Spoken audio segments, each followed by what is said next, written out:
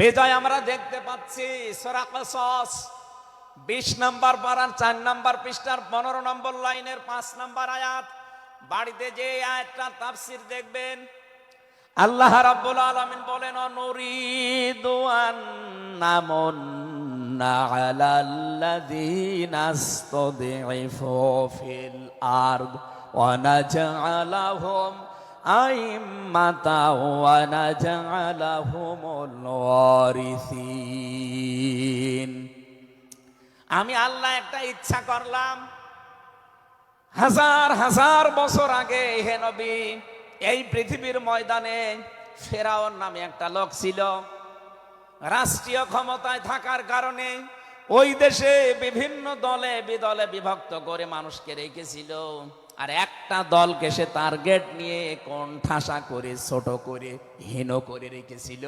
সেই দলটা ছিল মুসা নবীর দল। আমি আল্লাহ একটা ইচ্ছা করলাম, জমিনের উপরে যাদেরকে দুর্বল করে রেখেছে ফেরাউন, এই দুর্বল দলের উপরে আমি আল্লাহ মনন করব।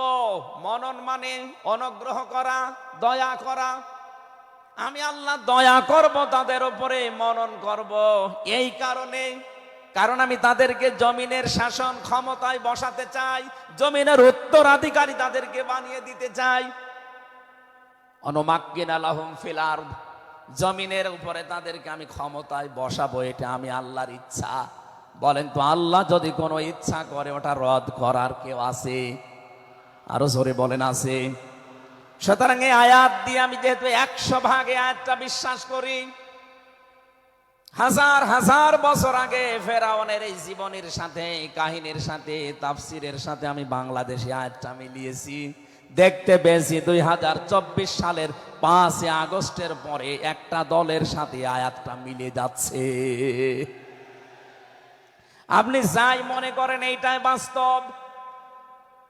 এই 54 বছরে ভুয়া ধোয়া তুলে, ভুয়া চেতনার নাম দিয়ে যাদেরকে কোণঠাসা করে রেখেছিলেন জনগণের কাছ থেকে, আল্লাহ যেন হঠাৎ করে মানুষের মনের ভেতরে তাদের প্রতি পরিবর্তন এনে দিয়েছেন।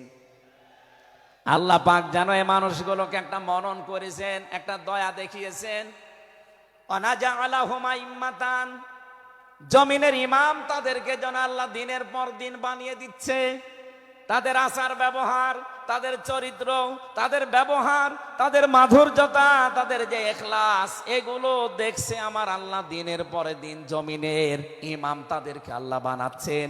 অনাজাআলাহুমুল ওয়ারিসিন, আয়াতের শেষের কথা, আল্লাহ তাদেরকে জমিনের ওয়ারিস বানিয়ে দেবেন। যেহেতু আল্লাহর সিদ্ধান্ত রদ করা যায় না, ফাআলুল লিমা ইউরিদ, তিনি যা ইচ্ছা তাই করেন। ইন্নামা আমরুহু ইযা আরাদা শাইআন আইয়াকুলা লাহু কুন ফায়াকুন।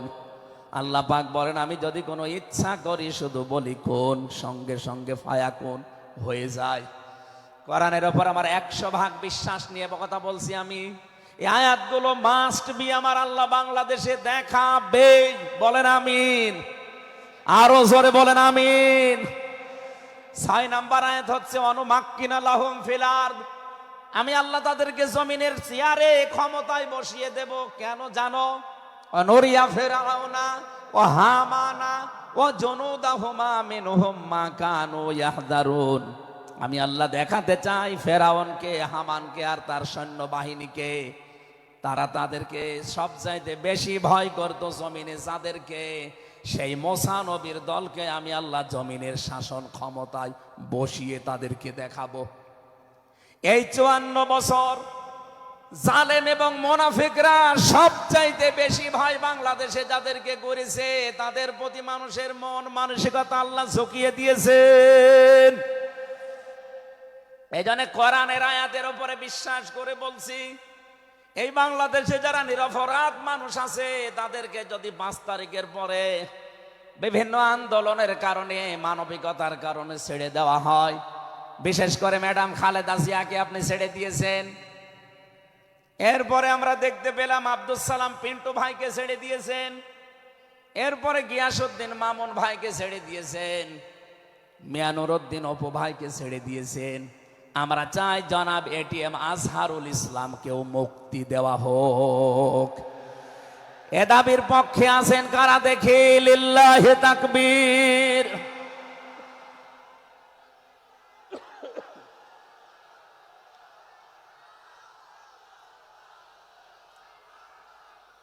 আলহামদুলিল্লাহ। ভাই আমি আয়াতটা পড়লাম এই জন্যে, ১৫০০ বছর আগে একটা নিরপরাধ মানুষের পক্ষে দাঁড়ানোর কারণে যদি আল্লাহ এতগুলো সুসংবাদ দিতে পারে, সাকিনা নাজিল করা, সুপ্রসন্ন একেবারে নিকটবর্তী বিজয় দেওয়া, আমরা যদি আজ নিরপরাধ মানুষগুলো যারা আজ জুলুমের শিকার হয়ে 15.5 বছর 17 বছর মানবেতর জীবন যাপন করছে, আমি তো 3 বছর তার ভুক্তভোগী। 3টা বছর আমাদেরকে ফাঁসির কন্ডেম সেলের ভেতরে 24 ঘন্টা লক আপ দিয়ে রাখতেন। কি করেছিলাম আমরা? আজকে এই যে মাহফিলের 6 জন আলেমের ভেতরে আমরা 3 জনই এক জায়গায় ছিলাম জেলখানায়, আর বাকি 3 জনের ভেতরে একজন তো বাইরের দেশে, আর 2 জন আব্দুল হাই সাইফুল্লাহ, শাইখ আহমদুল্লাহ, 2 জন মজলুম। তাদেরকেও কোরআনের কথায় দেশে 15.5 বছর আপনারা বলতে দেননি। এজন্য আমি আয়াত থেকে যেটা শিক্ষা দিতে চাই, কাটছাট কথা বলছি। বাংলাদেশে যদি আল্লাহর সাকিনা, প্রশান্তি মনে এবং বাইরে আপনি দেখতে চান, সুপ্রসন্ন বিজয় যদি দেখতে চান, অবশ্যই আপনাকে নিরপরাধ যারা এখনো পর্যন্ত বিভিন্ন জায়গায় মাজলুম হয়ে আছে তাদের পক্ষ নেওয়া লাগবে। এক কথা বলুন। আল্লাহ আজকে আমাদের জীবনে 100 ভাগ মেনে চলার তৌফিক দেন, বলেন আমিন। এই সূরা ফাতিহা থেকে আমরা পড়েছি 29 নম্বর আয়াত। আমাদের আলোচনার বিষয় মুহাম্মদুর রাসূলুল্লাহর উম্মত কারা। রব্বুল আলামিন বলেন মুহাম্মদুর রাসূলুল্লাহ, মুহাম্মদ সাল্লাল্লাহু আলাইহি সাল্লাম আল্লাহর রাসূল। হে নবী, দুনিয়ার কেউ যদি আপনার রিসালাত স্বীকার না করে, কেউ যদি সাক্ষী না দেয়, আমি আল্লাহ নিজে সাক্ষী দিয়ে দিলাম আপনি আমার রাসূল।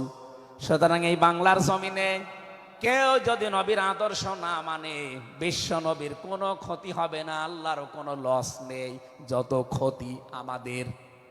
কথা বলে না কেন? কোরআনের চোখ লাগিয়ে দেখতে পাচ্ছি এদেশে হাজারো মানুষ জাহান্নামে দৌড়াচ্ছে।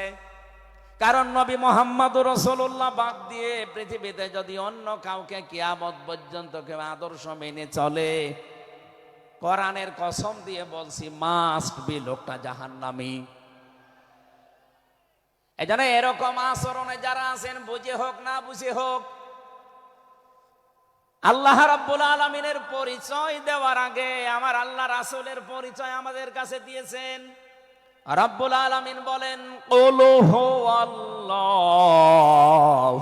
আহাদ আল্লাহুস সামাদ লাম ইয়ালিদ ওয়া লাম ইউলাদ ওয়া লাম ইয়াকুল লাহু কুফুয়ান আহাদ। এখানে আল্লাহর একাত্মবাদের শিক্ষা দেওয়া হচ্ছে। আল্লাহ পাক বলেন হে নবী আপনি বলুন, অথচ শোনানো হচ্ছে যার কথা, তার কথা তো আগে বলার দরকার ছিল। এখানে আগে রিসালাতের ঘোষণাটা দেওয়া হয়েছে, কুল হে নবী আপনি বলুন।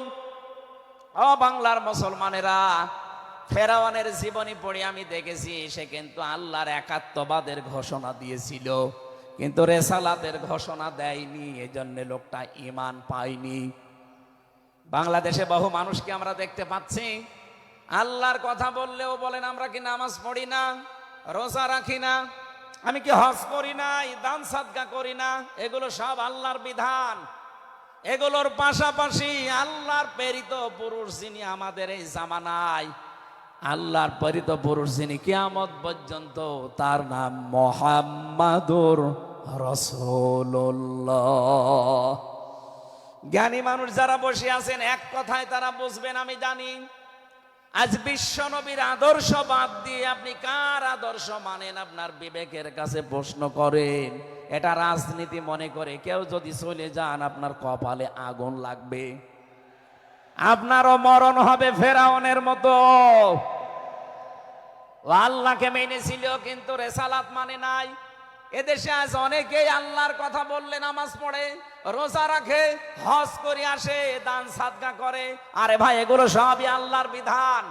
আপনি আল্লাহকে মানেন, কিন্তু তার প্রেরিত পুরুষ এই জামানায় যিনি কিয়ামত পর্যন্ত তার নাম মুহাম্মাদুর, মুহাম্মাদুর, আবার জোরে বলেন মুহাম্মাদুর রাসূলুল্লাহ। এতক্ষণ পর্যন্ত যা বললাম আমি আশা করছি আপনি বুঝেছেন। বিশ্ব নবী বাদ দিয়ে অন্য কারো আদর্শ এই জমিনে মানা যাবে না। মানলে আপনি বুঝে মানেন, আর না বুঝে মানেন আপনি জাহান্নামী। এখন যদি মুসা আলাইহিস সালাম আসে দুনিয়ায়, যদি ঈসা নবী এখন আসে, আর আমরা কেউ যদি আল্লাহর নবী মুহাম্মদুর রাসূলুল্লাহকে বাদ দিয়ে ঈসা নবী, মুসা নবীকেও মেনে চলি, নিছক আপনি জাহান্নামী। এটা রেকর্ড হচ্ছে, সারা দুনিয়ায় যাবে। সূরা আলে ইমরানের ৮০ নম্বর আয়াত। অন্য ধর্মে যারা আছেন, ইহুদি, খ্রিস্টান, আহলে কিতাব যারা দাবি করেন, এমনকি এই মুশরিকদের ভেতরেও যারা, বৌদ্ধদের ভেতরে যারা অমুসলিম, তাদেরকে বলছি আপনারা ভুল পথে আছেন। আপনারা যাদেরকে নবী নাম বলে চলেন, যিশু বলেন, ঈসা আলাইহিস সালামকে, মুসা আলাইহিস সালামকে আপনারা যোসেফ বলে ডাকেন, আপনাদের ওই সমস্ত নবীগুলো তাওরাতে, ইনজিলে অলরেডি ঘোষণা দিয়েই গেছে যে আমাদের পরে একজন শেষ নবী আসবে, তার নাম মুহাম্মাদুর রাসূলুল্লাহ বা আহমদ। তাকে যদি তোমরা জীবদ্দশায় পেয়ে যাও, পৃথিবীর সব কিছু ছেড়ে দিয়ে তার আদর্শটা গ্রহণ করবা, নয়তো পথভ্রান্ত হয়ে, পথভ্রষ্ট হয়ে জাহান্নামে যাওয়া লাগবে। যাকে মেনে চলার দাবি করেন সেই যিশু, সেই যোসেফ, হযরত ঈসা নবী, হযরত মুসা নবী, তারাই যেহেতু ঘোষণা তাওরাতে, ইনজিলে দিয়ে দিয়েছে, হয়তো আপনাদের পুরোহিত যারা, ধর্মগুরু যারা, ঠাকুর যারা আপনাদেরকে শোনায় না। এই সত্য বিধান আপনি ইনজিলে পড়েন, আমার শেষের শব্দ ছিল ফিত তাওরাতি ওয়াল ইনজিল। এই দুইটা কিতাব আপনারা বই আপনারা পড়ে দেখবেন, এখানে আমাদের নবী, শেষ নবীর বর্ণনা আছে ৯০৩ জায়গায়। বলেন আল্লাহু আকবার। আল্লাহ পাক প্রথম শব্দে জানাতে চেয়েছেন, হে নবী, কেউ যদি আপনাকে স্বীকার না করে, কেউ না মানে, আমি আল্লাহ নিজে ঘোষণা দিলাম, ওয়াল্লাযীনা মাআহু আশিদ্দাউ আলাল কুফফার। আপনার সঙ্গে সাথী যারা হবে, আপনার সাথে যারা থাকবে, আপনার উম্মত বলে যারা কিয়ামত পর্যন্ত দাবি করবে, তাদের ভেতরে এই গুণগুলো মাস্ট বি পাওয়া যাবে। যশোরবাসী, এবার আপনাদের জন্য আপনি মিলান তো এই আয়াতটা নিজের জীবনে আছে কিনা। ওয়াল্লাযীনা, আর যারা, মাআহু, আপনার সঙ্গে থাকবে, আশিদ্দাউ আলাল কুফফার, তারা কাফেরদের প্রতি বজ্রকণ্ঠ হবে। কালকে মাওলানা মামুনুল হক, আমি ছিলাম কালকে চট্টগ্রামের ফেনীতে, একটু লাইভ দেখেছি। উনি কিন্তু শেষের দিকে এটা জানিয়েছেন, ওঠো, বজ্রমুঠি করো, ঘোষণা দাও। এ কথা বলেনি? এই কথা বলেন না কেন? ওনার এইটাই সামারাইজ, আশিদ্দাউ আলাল কুফফার, কাফেরদের প্রতি কঠোর হওয়া লাগবে। সেই সময় এখন অলরেডি চলছে। প্রতিবেশী নামে আমাদের যারা আছে, যেহেতু প্রতিবেশী পাল্টানো যায় না, এজন্য আমরা বেশি কিছু বলছি না। আমরা আশা করব যে প্রতিবেশীর চরিত্র পাল্টাবে। নবীজি প্রতিবেশী সম্পর্কে এত বেশি কথা জানিয়েছেন, মাঝে মাঝে বলতেন, জিবরাইল, প্রতিবেশী সম্পর্কে যত কথা তুমি বলো, মনে হয় যে আমার জমি জায়গার ভাগও দেওয়া লাগবে। যেহেতু এত দামি জিনিস প্রতিবেশী, এত গুরুত্বপূর্ণ, আপনাদেরকে তো আমরা আর পাল্টাতে পারবো না, আমাদের জমির সাথে আপনাদের জমি। এই জন্য বলছে আপনারা চরিত্র পাল্টাবেন। আপনি মাইক্রোসফট, ভয়েস অফ আমেরিকা, এগুলো সব খ্রিস্টানরা, ইহুদিরা চালায়। তারা আজ তামাম দুনিয়ার ২৫৭টা রাষ্ট্রে কিন্তু অলরেডি জানিয়ে দিয়েছে, বিশ্বে সবচাইতে বেশি মিথ্যা কথা বলা হয় ভারতে। পৃথিবীর ২৫৭টা রাষ্ট্রের ভেতরে সবচাইতে বেশি সংখ্যালঘুরা নিরাপত্তার সহিত বাস করে বাংলাদেশে। অথচ এই দুইটা এতদিন, এই 54 বছর আমরা স্বাধীন হয়েছি, 54টা বছরে আমাদের পেছনে এই মিথ্যা দুইটা তথ্যই প্রতিবেশীরা ছড়িয়েছে। সারা দুনিয়ার মোড়লদেরকে বলতো যে বাংলাদেশে সংখ্যালঘু নির্যাতন হয়, এদেশের গোবিন্দ পরামানিক, কুমার কি সেন যেন কয়েকজন মিলে তারা বিবৃতি অলরেডি মাঝে মাঝাই দিচ্ছে যে আগস্টের 5 তারিখের পর থেকে বাংলাদেশে আমরা সবচাইতে বেশি নিরাপত্তায় আছি সংখ্যালঘুরা। এখনো তো কোরআনে কারিম এই দেশে কায়েম হয়নি। আমি কোরআনের এই অনুষ্ঠান থেকে আপনাদেরকে গ্যারান্টি দিতে পারি, আল্লাহর কসম, কোরআনে কারিম যদি এদেশের রাষ্ট্রীয় ক্ষমতায় চলে আসে, বাংলাদেশের সবচাইতে বেশি নিরাপদে থাকবে সংখ্যালঘুরা।